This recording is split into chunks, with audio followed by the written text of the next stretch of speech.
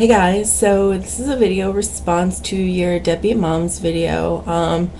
For those of you who are my subscribers that are watching or just like fishing through my channel or whatever, I know previous to this I did all makeup stuff, but I had another channel that I had to delete where I made video responses like this and stuff.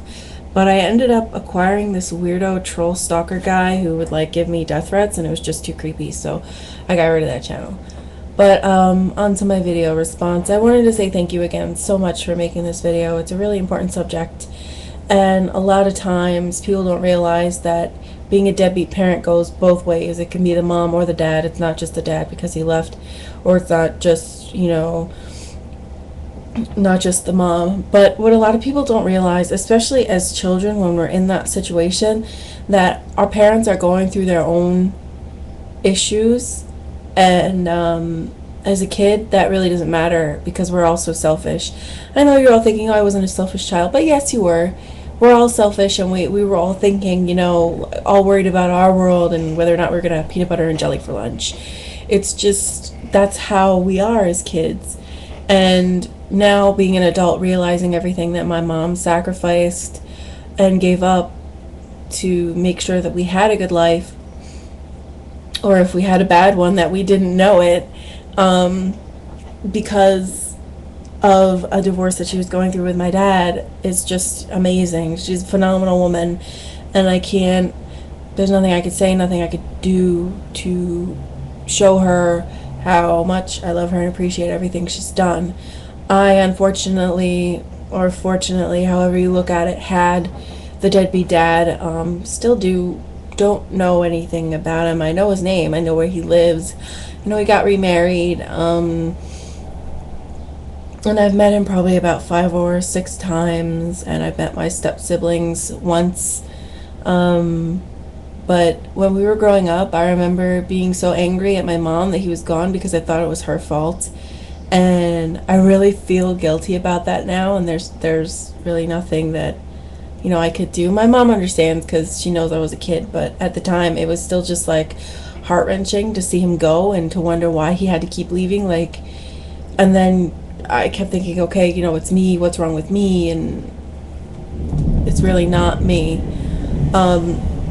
It's just a hard situation for moms to be in, and I give any single mother who's in the same situation as my mom was credit, because putting your life on hold and making sure and taking care of your kids that they get everything they need, and not force feeding them opinions about their dad or their other parental unit, whatever you will, is really the greatest gift of all. Because in time, I guarantee, if they really are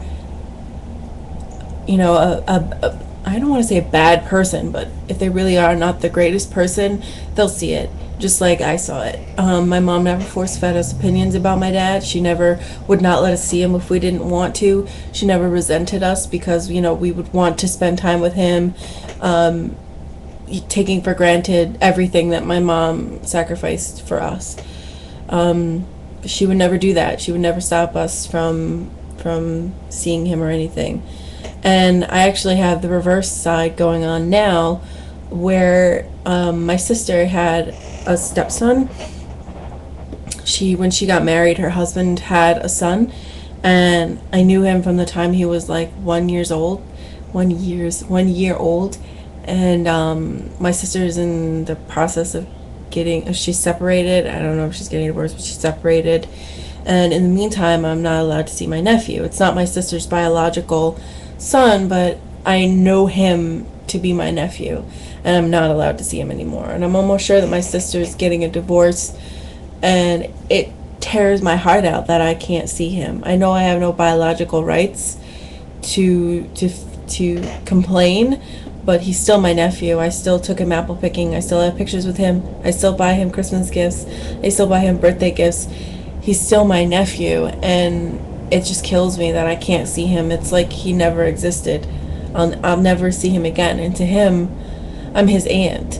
And he called me when I was visiting my family upstate and was like, I miss you, Aunt Ashley. I want to see you. I want to come live with you. I don't like it here. How am I supposed to feel when that happens? That parents and adults are so immature when it comes to that they don't think about how it's affecting the child, and they're so selfish and not realizing that to this boy, my mom was his grandmother. To this boy, my grandmother was his great grandmother. I was his aunt. My fiance was his uncle. We were his family, and now we're not. To him, he just has to forget us, and we just have to forget him. And that shouldn't be. It shouldn't be like that. I shouldn't have to feel like that. But, like I said, what rights do I have?